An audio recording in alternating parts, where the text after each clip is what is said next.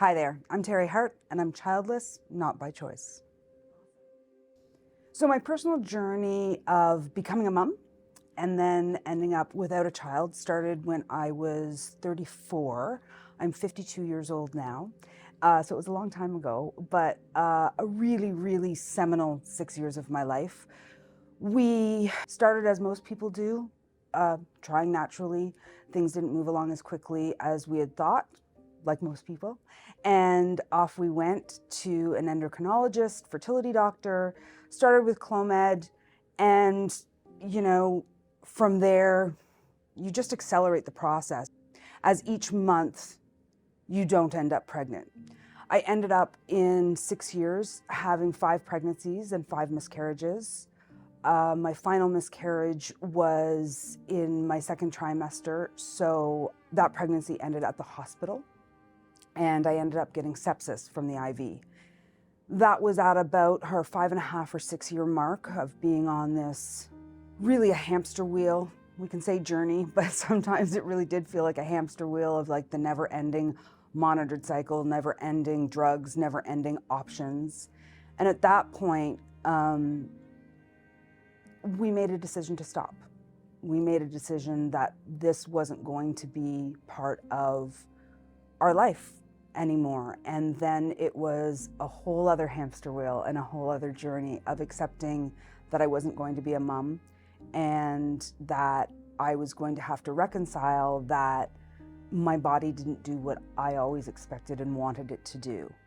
And that's been and continues to be an ongoing journey. I think that there is an idea out there of women who aren't mothers, who didn't have children, people who maybe don't know your story, that you made that choice, that you're selfish, that you didn't want to do the hardest thing in the world, that you're never going to experience love in the way that a parent experiences love. That happens in my personal life and professional life. Do people actually think that, or do I just internalize all those ideas? I don't know. It's hard to completely say what the truth is. The end result is I feel it and I'm aware of it. And I think that people who are childless, not by choice, can relate to that feeling that there is a judgment out there as a woman who doesn't have a child, who is not a mom.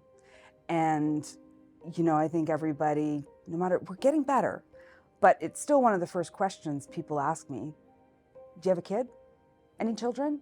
How many kids do you have? And I get sometimes better at answering it and just say no.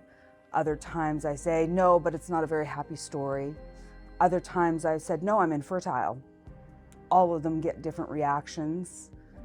I'm not trying to get a reaction. That's just how I'm feeling at the time, what I'm capable of answering.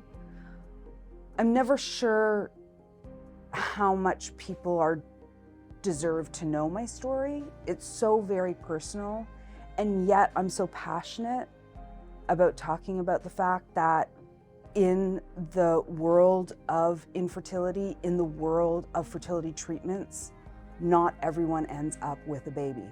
Infertility is an epidemic. It is all-encompassing. Places of business need to understand it differently. Families need to understand it differently. Friends need to understand it differently. I really do ask women who are in it to dig deep and make sure that this is still what you want to be doing, and what is it costing you, not just financially, but from every other aspect of your life. And does it still make sense? Or is it time to think about your life in a different way? Those are constant check-ins that we should all be having with ourselves, because you're the only person that can answer it. And it can be very isolating, but it's also so important to say that, yes, the options are plentiful, but you need to make sure you're doing the right thing for you. I will always talk about my journey to hopefully make other people feel not so alone when other people don't end up with a child, and try and normalize the fact of you can want something in your life, it cannot work out and you can still be a very, very happy and fulfilled person. I'm a testament to that.